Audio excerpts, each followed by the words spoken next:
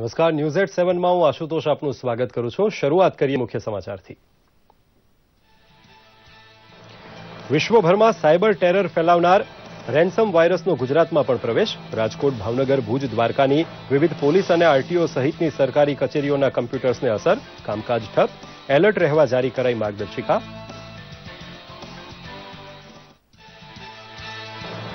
ત્રેવીસમી મે પ્રધાનમંત્રી નરેન્દ્ર મોદીની કચ્છ મુલાકાતને લઈને તૈયારીઓનો ધમધમાટ। ભાજપા પ્રદેશ અધ્યક્ષ જીતુભાઈ વાઘાણી સહિતના નેતાઓએ ભુજ પહોંચી આયોજન અંગેની કરી સમીક્ષા। પીએમ 23મીએ ગાંધીનગર ખાતે આફ્રિકન બેંકના કાર્યક્રમ બાદ ભચાઉ ખાતે વિવિધ યોજનાઓનું કરશે લોકાર્પણ, કંડલાની પણ લેશે મુલાકાત। આંતરમાળખાકીય ક્ષેત્રે ગુજરાતમાં છેલ્લા 3 વર્ષમાં થયેલ જંગી મૂડીરોકાણ થકી દરિયાઈ અને સડક પરિવહન ક્ષેત્રે કાયાપલટ। કંડલા, પીપાવાવ, મુન્દ્રા જેવા બંદરો બન્યા છે નિકાસના હબ।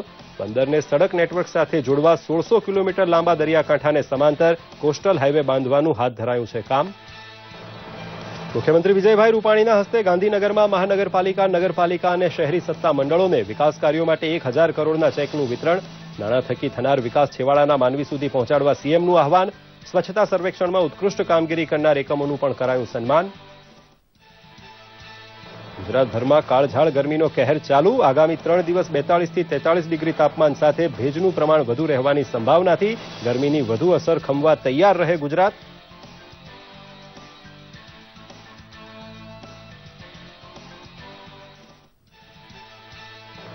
સુરતમાંથી નકલી ચલણી નોટના કૌભાંડનો પર્દાફાશ। રાજકોટ અને અબ્રામાના 2 શખ્સ પાસેથી 72,000 રૂપિયાના મૂલ્યની 2000ના ચલણની નકલી નોટ ઝડપાઈ। વડોદરાના પલ્લા પાસે 10% કમિશનથી વટાવા આવ્યા હોવાની આરોપીઓની કબૂલાત। પ્રધાનમંત્રી નરેન્દ્ર મોદીએ નર્મદા નદીના સંરક્ષણ માટે મધ્યપ્રદેશના અમરકંટકના અત્યાર સુધીના સૌથી મોટા જન આંદોલન નર્મદા સેવા મિશનની કરી શરૂઆત। 100 દિવસની નર્મદા યાત્રાનું પણ કરાવ્યું સમાપન।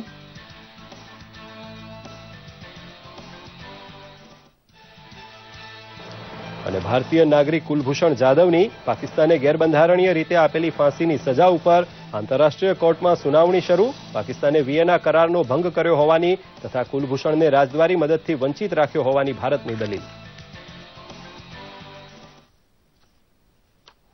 જોઈએ સમાચાર વિગતવાર।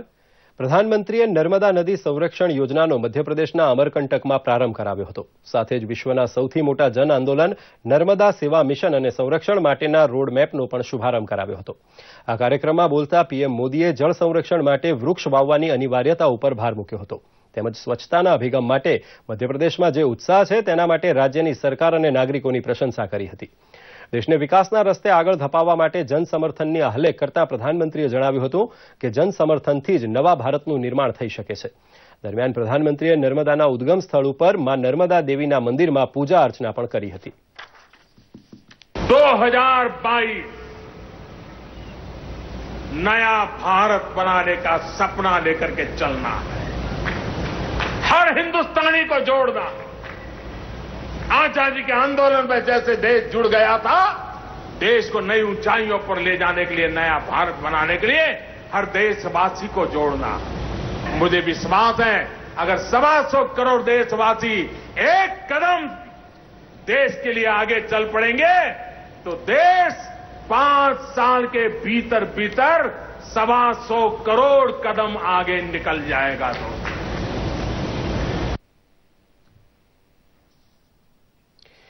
ભારતીય નાગરિક કુલભૂષણ જાદવની ગેરબંધારણીય રીતે પાકિસ્તાન દ્વારા ધરપકડ કરવામાં આવી છે અને પુરાવાઓ રજૂ કરાયા વિના જ ફાંસીની સજા ફટકારી દેવામાં આવી છે, જેનો વિરોધ નોંધાવી ભારતે હેગ ખાતે આવેલી આંતરરાષ્ટ્રીય ન્યાયિક અદાલતમાં અપીલ કરી હતી। આ અંગે સુનાવણી ચાલુ છે। આંતરરાષ્ટ્રીય અદાલતમાં ભારતનું નેતૃત્વ કરી રહેલા વરિષ્ઠ વકીલ હરીશ સાલ્વેએ દલીલ કરી હતી કે કુલભૂષણ જાદવને રાજદ્વારી મદદથી પણ વંચિત રાખવામાં આવ્યા હતા। તેમજ આ મુદ્દે ભારતે પાકિસ્તાન ઉપર આરોપ લગાવતા કહ્યું હતું કે પાકિસ્તાને બુનિયાદી માનવ અધિકારોને નેવે મૂકી દીધા છે। ભારતે એવો પણ આરોપ લગાવ્યો હતો કે પાકિસ્તાને જાદવની સુનાવણી પ્રક્રિયાનો કોઈ દસ્તાવેજ ઉપલબ્ધ નથી કરાવ્યો। ભારત તરફથી વરિષ્ઠ વકીલ હરીશ સાલ્વેએ રજૂઆતો કર્યા બાદ પાકિસ્તાનને પોતાનો પક્ષ રાખવાનો સમય આપવામાં આવ્યો છે। ગુજરાતના ઇન્ફ્રાસ્ટ્રક્ચરમાં એટલું જંગી મૂડીરોકાણ છેલ્લા 3 વર્ષમાં થયું છે કે આગામી સમયનું ગુજરાત આધુનિકતમ કાયાપલટ પામી ચૂકેલું રાજ્ય હશે. દેશમાં ક્યાંય નથી તેવા પ્રોજેક્ટ્સ હાથમાં લઈને બેઠેલું ગુજરાત સડક, આકાશ તથા દરિયા માર્ગે દેશ અને દુનિયા સાથે જોડાવાની શ્રેષ્ઠ લિંક ધરાવતું હશે. વિકાસની જ્યોત પ્રજ્વલિત રાખવાનું ઊંજણ અને ઉદ્દીપન ઇન્ફ્રાસ્ટ્રક્ચર હોવાથી મોદી સરકારે તેને ટોચની અગ્રતા આપી છે.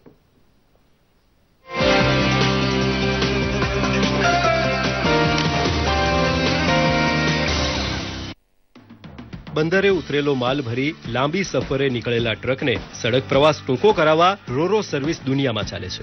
ગુજરાત હવે શરૂ કરવાનું છે. ભાવનગર નજીક ઘોઘા બંદરને ભરૂચ પાસેના દહેજ સાથે રોડ ઓન રોડ ઓફ ફેરી સર્વિસથી જોડવાનું કામ મંગળ ઉદઘાટન સુધી પહોંચવા આવ્યું છે. ચેન્નાઈમાં બનેલી મોટરકાર ભરીને જહાજ કંડલા આવતું હોય તો ઘોઘાથી દહેજ વચ્ચે આ સેવા ફાયદાકારક સાબિત થવાની, કારણ કે દહેજ અને ઘોઘા વચ્ચેનું દરિયાઈ અંતર સડક કરતાં ખૂબ ઓછું હોવાથી ડ્રાઈવર સાથે આખી ટ્રક અને મોટરકાર જહાજમાં ચડાવી દહેજમાં ઉતારી લેવાશે. સડક અને દરિયા વચ્ચે પરિવહનનું ફાયદામાં સંકલન થશે. અમારા અલંગ શિપ બ્રેકિંગના ઉદ્યોગને લાગતે વળગતે છે ત્યાં સુધી અમારો ઘણો બધો માલ દમણ અને સેલવાસાના ફર્નેસ પ્લાન્ટમાં અને રોલિંગ મિલોમાં જાય છે. તેઓનું 10 કલાકનું ડિસ્ટન્સ ઘટીને એ લોકોનું ડિસ્ટન્સ 2 થી 3 કલાકનું થવાથી આ તમામ પ્રકારના ઉદ્યોગોને ખૂબ જ ફાયદાકારક રહેશે.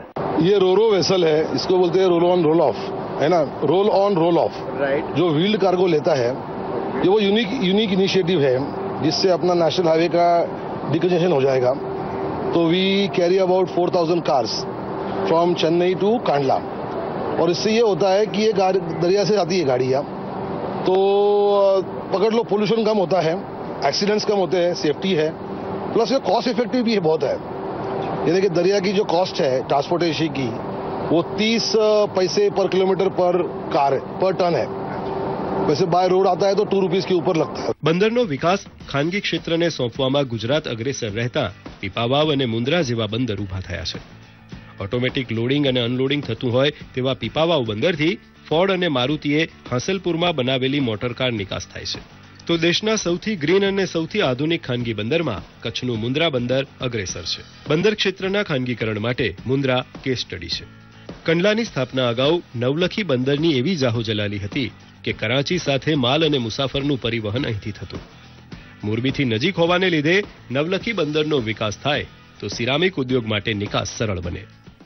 બારમાસી બંદર હોવા છતાં પાછળ રહી ગયેલા પોરબંદર અને નવલખી બંદરના સોનેરી દિવસો સાગરમાલા પ્રોજેક્ટ હેઠળ પાછા ફરવાના છે. દરિયાઈ વેપારની ખીલવણી માટે કોસ્ટલ ઇકોનોમિક ઝોન સ્થાપવાની તૈયારી થઈ ચૂકી છે. પીપાવાવ અને અલંગ બંદર તથા દહેજથી હજીરા વચ્ચેની પટ્ટી ઉપર આવો ઝોન બનવાનો છે. બંદરને સડક નેટવર્ક સાથે જોડવા માટે ગુજરાતના 1600 કિલોમીટર લાંબા દરિયાકાંઠાને સમાંતર કોસ્ટલ હાઈવે બનાવવાનું કામ હાથ ધરાયું છે.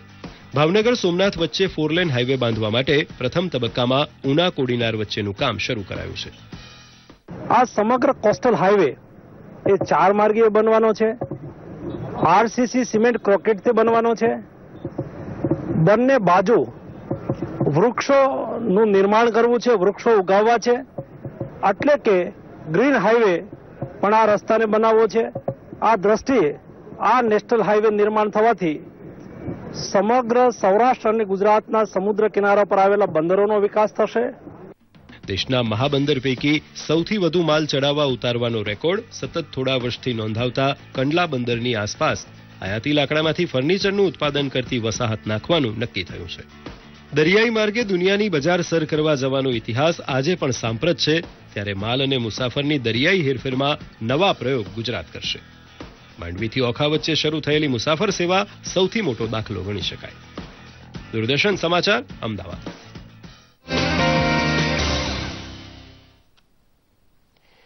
હાલમાં વિશ્વના 150થી વધુ દેશોમાં રેન્સમવેર નામના વાયરસે ત્રાટકીને સાયબર સિક્યુરિટી એજન્સીઓને દોડતી કરી દીધી છે.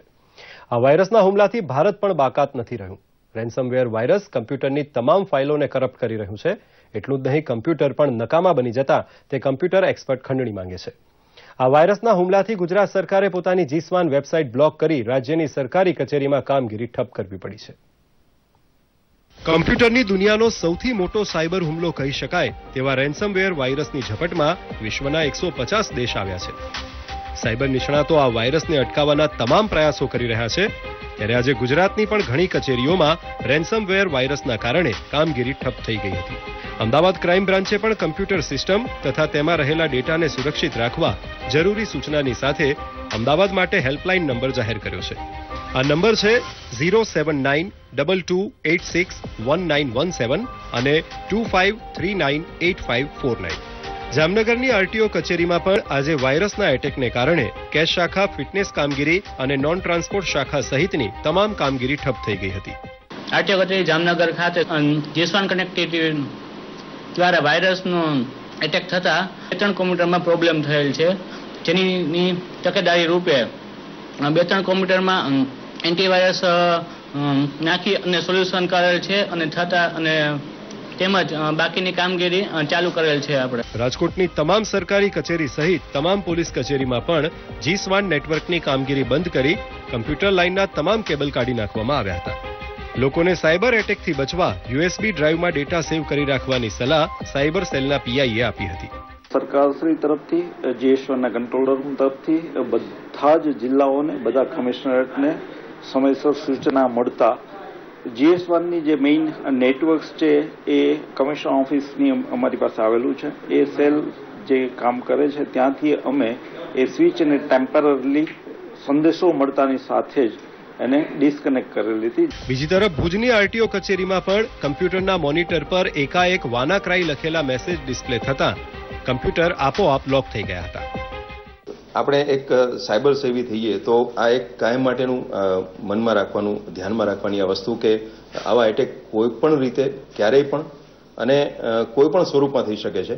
એટલે આની શક્યતાઓ કાયમ માટે રહેલી છે આવા એટેકની. એટલા માટે જ્યારે તમે તમારું પીસી બંધ કરો અથવા તો તમે તમારું પીસી લોક કરીને ઊભા થાવ છો, તમને જ્યારે ઇન્ટરનેટ કનેક્શનની જરૂર નથી તમારા પીસીમાં, તો ઇન્ટરનેટ કનેક્શન પણ બંધ કરી નાખો. તમારું રાઉટર છે ત્યાંથી તમે પાવર ઓફ કરી નાખો. તમારું પીસી બંધ કરીને ઊભા થાવ. તમારું ડેટા રેગ્યુલર બેકઅપ લઈ લો. ભાવનગરમાં રેન્સમવેર વાયરસના ખતરાને લઈ કલેક્ટર કચેરીની જમીન મહેસૂલ શાખાના 3 કમ્પ્યુટર અને એસપી ઓફિસના અનેક કમ્પ્યુટર હેક થઈ ગયા હતા. તેથી તાત્કાલિક કમ્પ્યુટરને જીસ્વાન કનેક્ટિવિટીથી દૂર કરી એન્ટીવાયરસ ઇન્સ્ટોલ કરી કામગીરી ફરી પૂર્વવત કરવામાં આવી હતી. સોમવારે સવારે આવી અને જ્યારે દરેક સિસ્ટમ જે છે કલેક્ટર ઓફિસની પ્લસ દરેક મામલતદાર ઓફિસની દરેક સિસ્ટમ જે છે એને અપડેટેડ કરી 10 માઇક્રો એન્ટીવાયરસ ઇન્સ્ટોલ કરી અને એના પેચીસ, વિન્ડોઝ પેચીસ જે છે એ બી દરેક કોમ્પ્યુટરમાં ઇન્સ્ટોલ કરેલા છે. તો દ્વારકા જિલ્લાની પોલીસ કચેરીના કમ્પ્યુટર પણ આ વાયરસની દહેશતના પગલે બંધ કરી દેવામાં આવ્યા હતા. જીસ્વાન સેવા બંધ રહેતા લોકોને હાલાકી વેઠવી પડી હતી. જ્યારે જિલ્લાની આરટીઓ કચેરીમાં પણ કમ્પ્યુટર કામગીરી ઠપ થઈ ગઈ હતી. અમને જે સૂચનાઓ આપવામાં આવી છે એને ધ્યાનમાં રાખીને અમે સાવચેતીના પગલાં પણ લીધા છે અને બને ત્યાં સુધી ઇન્ટરનેટનો ઉપયોગ ઓછામાં થાય તેની કાળજી રાખીએ છીએ અને અન્ય જે ઇન્ટરનેટના માધ્યમો છે એના આધારે અમે થોડું ઘણું અમારું કંઈ કામ કરીએ છીએ. આ વાયરસ એક જ પેટર્ન નહીં પરંતુ અલગ અલગ વિવિધ સર્વરથી કમ્પ્યુટર સિસ્ટમ કે ડિવાઇસ ઉપર હાવી થઈ શકે છે. તે માટે પેનડ્રાઈવનો ઉપયોગ, નવી વેબસાઇટ સર્ચ કરવાનું અને લોભામણી વોટ્સએપ પોસ્ટ વિચાર્યા વગર ક્લિક ન કરવાની સલાહ અપાઈ છે. દૂરદર્શન સમાચાર, અમદાવાદ. પ્રધાનમંત્રી નરેન્દ્ર મોદી આગામી 23મી મેના રોજ ગાંધીનગર બાદ કચ્છની મુલાકાત લેવાના છે. ત્યારે પ્રધાનમંત્રીના એક દિવસીય કાર્યક્રમની તૈયારીમાં કોઈ કચાશ ન રહી જાય તેની તકેદારીના ભાગરૂપે પ્રદેશ ભાજપ પ્રમુખ જીતુભાઈ વાઘાણી ભુજ પહોંચ્યા હતા. તેમણે પ્રધાનમંત્રીની મુલાકાત સંદર્ભે સ્થાનિક નેતાઓ સાથે બેઠક યોજી હતી, જેમાં પ્રધાનમંત્રીની મુલાકાત માટેની ખાસ વ્યવસ્થા માટેની તૈયારીઓની સમીક્ષા કરવામાં આવી હતી.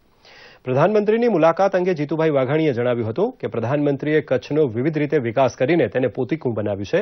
ત્યારે હવે ભારતીય જનતા પાર્ટીના શાસનમાં નર્મદાના નીર ભચાઉ સુધી પહોંચ્યા છે અને પ્રધાનમંત્રી ભચાઉમાં પણ પધારશે તેમ પણ તેમણે જણાવ્યું હતું. ઉપરાંત તેમણે ઉમેર્યું હતું કે પીએમ મોદી કંડલા પોર્ટ ટ્રસ્ટના કાર્યક્રમમાં પણ ઉપસ્થિત રહેશે.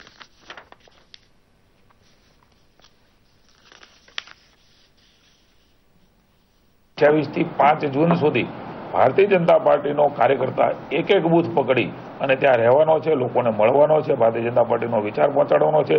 પંડિત દીનદયાળ ઉપાધ્યાયજીની જન્મશતી એ ચાલી રહી છે ત્યારે અંત્યોદયની વાત કે અમારા મન ગરીબ માણસ એમનો પણ ઉદ્ધાર થાય, આ બધી જ વાતો લઈને જવાના છે. કુલ મળીને આખું ગુજરાત રાજ્ય એ બૂથમાં ભારતીય જનતા પાર્ટી પહોંચવાની છે. ભારતીય જનતા પાર્ટીનો વિચાર એ છેવાડાનો માણસ, ગરીબ માણસ, અંત્યોદય, મધ્યમ વર્ગ, ઉચ્ચ વર્ગ તમામ લોકોનો વિકાસ થાય એ પ્રકારની અમારી રાજનીતિ છે.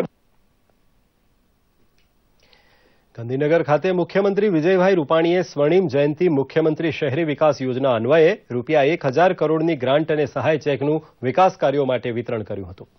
આ કાર્યક્રમમાં બોલતા મુખ્યમંત્રી વિજયભાઈ રૂપાણીએ જણાવ્યું હતું કે 3 મહત્વના મુદ્દા વિવાદ નહીં સંવાદ તથા લઘુત્તમ સાધનોનો મહત્તમ ઉપયોગ અને જ્યાં માનવી ત્યાં સુવિધા જેના ઉપર ભાર મૂકીને વિકાસના નવા સીમાચિહ્નો પ્રાપ્ત કરી શકાશે. તેમણે જણાવ્યું હતું કે ભૂતકાળના કોંગ્રેસી શાસનોમાં નગરો મહાનગરોએ વિકાસ માટે પોતે આવકના સાધનો ઊભા કરવા પડતા હતા. ગ્રાન્ટ જેવો કોઈ શબ્દ જ ન હતો. નાયબ મુખ્યમંત્રી નીતિનભાઈ પટેલની વિશેષ ઉપસ્થિતિમાં યોજાયેલા આ ગૌરવપૂર્ણ સમારોહમાં મુખ્યમંત્રીએ સ્વચ્છ ભારત મિશન અંતર્ગત સ્વચ્છતા સર્વેક્ષણમાં દેશમાં નોંધપાત્ર ક્રમે રહેલી નગરપાલિકાઓના પદાધિકારીઓનું સન્માન કર્યું હતું. તેમણે જણાવ્યું હતું કે રાજ્યની તમામ નગરપાલિકાઓમાં ભૂગર્ભ ગટર વ્યવસ્થા ધરાવતું ગુજરાત દેશનું પહેલું રાજ્ય બને તેવી આપણી નેમ છે. વડોદરા સ્થિત હરિધામ સોખડાના યોગી ડિવાઇન સોસાયટીના સંસ્થાપક પૂજ્ય હરિપ્રસાદ સ્વામીજીના 84માં પ્રાગટ્યોત્સવ પર્વમાં આત્મીય યુવા મહોત્સવ યોજાયો હતો. ભારત સરકારના માનવ સંપદા વિકાસ મંત્રી પ્રકાશ જાવડેકર, મુખ્યમંત્રી વિજયભાઈ રૂપાણી અને મહેસૂલ મંત્રી ભૂપેન્દ્રસિંહ ચુડાસમા સહિત મંત્રીશ્રીઓ આ કાર્યક્રમમાં હાજર રહ્યા હતા. આ સમયે શ્રી પ્રકાશ જાવડેકરે જણાવ્યું હતું કે યુવાઓ દેશની પ્રતિભા છે, ઉત્સાહ છે અને એટલે જ પ્રધાનમંત્રીએ ન્યૂ ઇન્ડિયાની ચળવળ શરૂ કરી છે. જો યુવા શક્તિશાળી હશે તો જ યોગ્ય રાષ્ટ્રનું નિર્માણ થઈ શકશે. આ સમયે મુખ્યમંત્રી વિજયભાઈ રૂપાણીએ જણાવ્યું હતું કે રાષ્ટ્રની 70 કરોડથી વધુ યુવા શક્તિને શિક્ષિત અને કૌશલ્યવાન બનાવી વિશ્વ સામેના પડકારો ઝીલવા સક્ષમ બનવા પ્રધાનમંત્રીએ આહવાન કર્યું છે. પ્રધાનમંત્રીના નેતૃત્વમાં દેશના યુવાનોમાં એક નવા વિશ્વાસનો સંચાર થયો છે. બંને મહાનુભાવોના હસ્તે આત્મીય ઇન્સ્ટિટ્યૂટને NIRF રેન્કિંગમાં આવવા બદલ પ્રમાણપત્ર એનાયત કરવામાં આવ્યા હતા. હવામાન વિભાગના જણાવ્યા પ્રમાણે કાળઝાળ ગરમીમાંથી છુટકારો મળે તેવી કોઈ શક્યતાઓ હજી નથી દેખાતી. નાગરિકોએ હજુ થોડા દિવસ સુધી આકરી ગરમીનો પ્રકોપ સહન કરવો પડે તેવી શક્યતા છે. રાજ્યમાં મોટાભાગના શહેરોમાં ગરમી 40 ડિગ્રીનું તાપમાન વટાવી ગઈ છે. ત્યારે હવામાન વિભાગના નિયામક જયંતા સરકારે જણાવ્યું હતું કે આગામી 3 દિવસમાં અમદાવાદ સહિત અનેક શહેરોનું મહત્તમ તાપમાન 42 થી 43 ડિગ્રી રહેવાની શક્યતા છે. તેમજ ગુજરાતમાં દરિયાકાંઠાના વિસ્તારો જેવા કે ઓખા, દ્વારકામાં તાપમાન ઓછું રહેશે, પરંતુ આ સ્થળોએ બફારાનું પ્રમાણ વધારે રહેશે.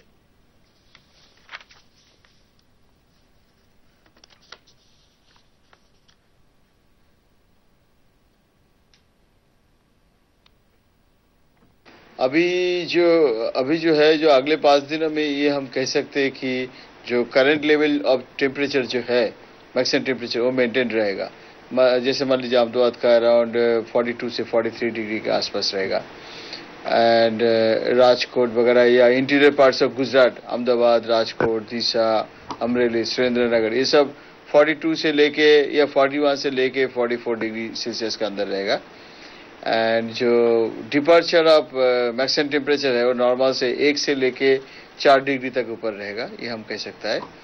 एंड अगले 3 दिन तक कोई बारिश का कोई संभावना नहीं है गुजरात में.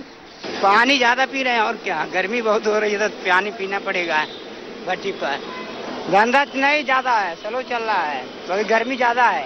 અત્યારે ગરમી બહુ જ પડી રહી છે, એના કારણે લિક્વિડ પીએ તો સેહત માટે સારું છે. આ વર્ષે ગયા વર્ષ કરતા વધારે ગરમી છે. લોકોને અત્યારે તો આ ગરમીનું કામ સિવાય બહાર નીકળવું ના જોઈએ, અને નીકળે કદાચ તો એમને પોતાની સલામતીમાં નીકળવું પડે. સુરત ક્રાઇમ બ્રાન્ચની ટીમે શહેરના અમરોલી વિસ્તાર ખાતેથી 2000ના દરની 36 બોગસ ચલણી નોટો સાથે 2 વ્યક્તિઓને ઝડપી પાડ્યા હતા. આ બંને વ્યક્તિ વડોદરા ખાતેથી બોગસ ચલણી નોટ કમિશન ઉપર લાવીને સુરતમાં વટાવતા હોવાનું પ્રાથમિક તપાસમાં જાણવા મળ્યું હતું. પોલીસને બાતમી મળી હતી કે અમરોલી ગરનાળા નજીક વોટરવર્ક્સ પાસે 2 યુવાનો બોગસ ચલણી નોટ લઈને વટાવવા આવવાના છે. ત્યારબાદ પોલીસે વોચ ગોઠવીને બિપિન ઉર્ફે KK તુલસીભાઈ સોળિયા અને દિવ્યેશ પ્રવીણ કાલરિયાને ઝડપી પાડ્યા હતા. આ બંનેની અંગત ઝડપી લેતા તેમની પાસેથી ₹2000ના દરની 36 બોગસ ચલણી નોટો મળી આવી હતી. પોલીસ પૂછપરછ દરમિયાન આ શખ્સોએ કબૂલ્યું હતું કે તેઓ બોગસ ચલણી નોટ વડોદરાના પિયુષ ઉર્ફે પલ્લા પાસેથી 10% કમિશનથી વટાવવા માટે લાવ્યા હતા.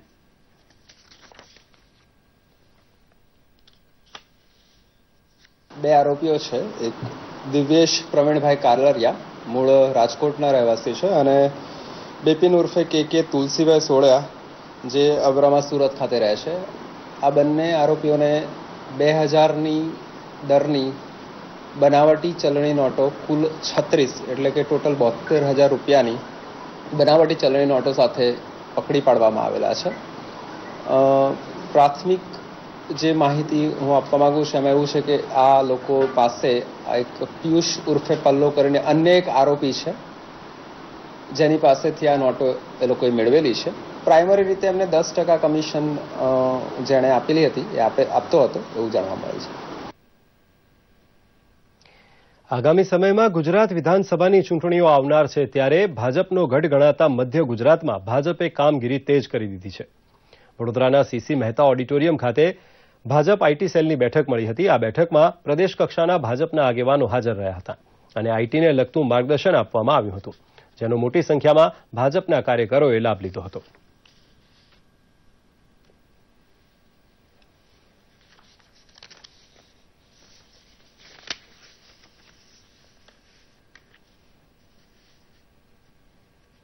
ભારતીય જનતા પાર્ટી આમ પણ પહેલેથી સોશિયલ મીડિયા ઉપર વધારે ધ્યાન આપે છે અને સ્વાભાવિક રીતે સોશિયલ મીડિયા એક સશક્ત માધ્યમ છે વિચારો વ્યક્ત કરવાનું, વિચારોની અભિવ્યક્તિનું અને નાના મોટા બાબતોની જાણકારી મેળવવાનું પણ ખૂબ સારું સાધન છે. એટલે સ્વાભાવિક રીતે ભારતીય જનતા પાર્ટી એનો ઉપયોગ કરે છે અને સારી રીતે ઉપયોગ કરી શકાય, પ્રજાના હિતમાં અને પાર્ટીના હિતમાં સોશિયલ મીડિયાનો ઉપયોગ કરી શકાય એ માટે આજે આ વર્કશોપ છે. તાપી જિલ્લાના વ્યારા ખાતે આજે સુરત અને તાપી જિલ્લાના ખેડૂતોનો સંયુક્ત કૃષિ મેળો યોજાયો હતો, જેમાં કૃષિમંત્રી ચીમનભાઈ સાપરિયા ઉપસ્થિત રહ્યા હતા. કૃષિ મેળામાં અંદાજે 25,000 ખેડૂતો હાજર રહ્યા હતા. મેળામાં 105 જેટલા કૃષિ સંલગ્ન સ્ટોલો રાખવામાં આવ્યા હતા. સાથે કૃષિ તજજ્ઞો દ્વારા આધુનિક ખેતી વિશે ખેડૂતોને ખેતી વિષયક માર્ગદર્શન પણ અપાયું હતું. સાથે સાથે કૃષિ મેળામાં ખેડૂતો સજીવ ખેતી તરફ વળે તે માટે ભાર મૂકવામાં આવ્યો હતો. ચીમનભાઈ સાપરિયાએ જણાવ્યું હતું કે સુરત અને તાપી જિલ્લાના ખેડૂતોનું પિયાવાનું 250 કરોડનું વ્યાજ માફ કરવાની સાથે બીજેપીની સંવેદનશીલ સરકાર આગામી દિવસોમાં ઉકાઈ ડેમના કેચમેન્ટ વિસ્તારના લોકોને સિંચાઈની પૂરતી વ્યવસ્થા મળે તે દિશામાં પણ વિચાર કરી રહી છે. રાજ્યની અંદર ખેડૂતોના વિકાસ માટે, ખેડૂતોને મદદરૂપ થવા માટે લગભગ નાની મોટી કુલ 59 પ્રકારની વિવિધ યોજનાઓ આજે અમલમાં છે. આ દેશની અંદર આપણું પ્રથમ ગુજરાત રાજ્ય છે કે જ્યાં રાજ્ય સરકારે ઓર્ગેનિક યુનિવર્સિટીની સ્થાપના કરી છે.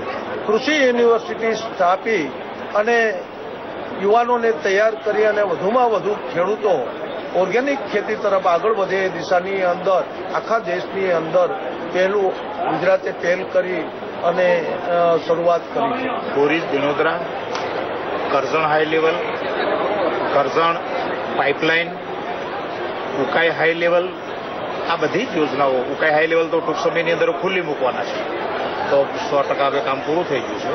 એટલે આ વિસ્તારમાં જ્યાં ઉકાઈના પાણી ગ્રેવિટીથી નથી લઈ જઈ શકાતા ત્યાં લિફ્ટ કરીને લઈ જવાની રાજ્ય સરકારની. ગુજરાતના દલિત આગેવાન પીડી વાઘેલાના 75મા જન્મદિવસની ઉજવણીના ભાગરૂપે અમદાવાદમાં અમૃત મહોત્સવ યોજાયો હતો. આ કાર્યક્રમમાં સાંસદ કિરીટભાઈ સોલંકી અને રમણભાઈ વોરા સહિતના અન્ય આગેવાનો હાજર રહ્યા હતા. આર્થિક રીતે નબળા હોવાના કારણે અભ્યાસ ન કરી શકનાર વિદ્યાર્થીઓ માટે તેમણે બાબા સાહેબ આંબેડકર ક્રેડિટ સોસાયટીની સ્થાપના કરી છે, જેમાંથી બેઝિક શિક્ષણ, નર્સિંગ તથા ફિઝિયોથેરાપી જેવા અભ્યાસ માટે આર્થિક મદદ આપવામાં આવે છે.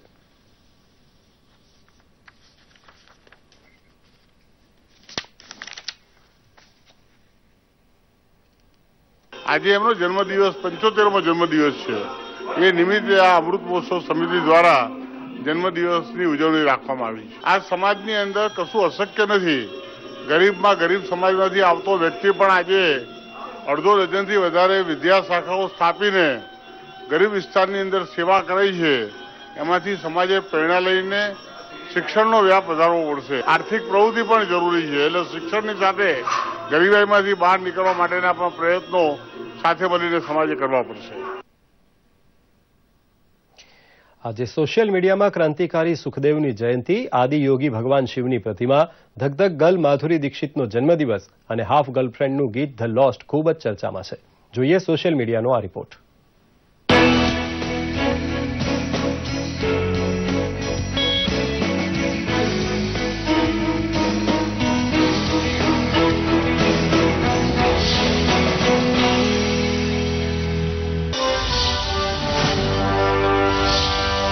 ભારતના સ્વતંત્રતા સંગ્રામના પ્રમુખ ક્રાંતિકારી એવા સુખદેવની આજે જન્મજયંતિ છે.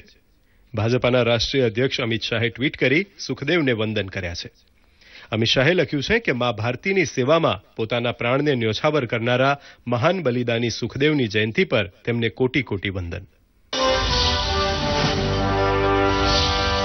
વિશ્વની સૌથી મોટી આવક્ષ પ્રતિમા હોવાનો વર્લ્ડ રેકોર્ડ સ્થાપિત કરતી આદિયોગી ભગવાન શિવની પ્રતિમા કોઇમ્બતુરમાં આવેલા ઈશા યોગ ફાઉન્ડેશન ખાતે સ્થિત આ પ્રતિમા 112 ફૂટ ઊંચી, 147 ફૂટ લાંબી અને 24.99 મીટર પહોળી છે.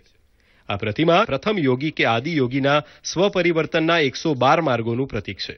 ઉલ્લેખનીય છે કે આ આદિયોગી ભગવાન શિવની પ્રતિમાનું અનાવરણ પ્રધાનમંત્રી નરેન્દ્ર મોદીએ 24મી ફેબ્રુઆરીના રોજ કર્યું હતું. ગિનિસ બુક ઓફ વર્લ્ડ રેકોર્ડ્સે તેની વેબસાઇટ ઉપર આ જાહેરાત કરી છે.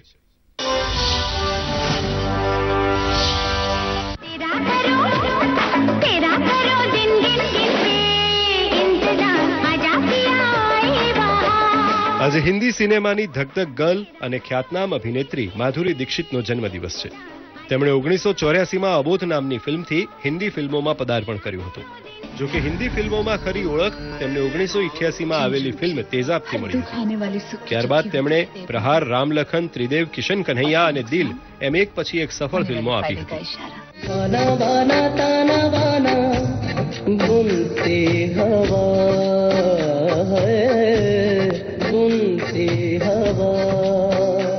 તો તેમની દિલ તો પાગલ હૈ, દેવદાસ, હમ આપકે કૌન જેવી ફિલ્મો આજે પણ ચાહકોના માનસપટ ઉપર છવાયેલી છે, જેમાં માધુરીનો અદ્ભુત અભિનય જોવા મળ્યો હતો. તેમના જન્મદિને ટ્વિટર પર #હેપી બર્થડે માધુરી દીક્ષિત કરીને ટ્રેન્ડ શરૂ થયો છે, જ્યાં લોકો તેમને જન્મદિન પર શુભેચ્છાઓ આપી રહ્યા છે. બોલિવૂડ અભિનેતા અર્જુન કપૂર અને અભિનેત્રી શ્રદ્ધા કપૂરની અપકમિંગ મૂવી હાફ ગર્લફ્રેન્ડનું ધમાકેદાર ગીત ધ લોસ્ટ યુટ્યુબ ઉપર રિલીઝ થઈ ગયું છે. જો તુझसे छूटे रस्ते भी रूठे मंजिल हुई लापता. આ ગીતમાં સંગીત ઓમી મિશ્રાએ આપ્યું છે, જ્યારે ઓમી મિશ્રા અને અનુષ્કા શહણેએ પોતાનો કંઠ આપ્યો છે. ડિરેક્ટર મોહિત સૂરીની આ ફિલ્મ 19 મે 2017ના રોજ રિલીઝ થશે.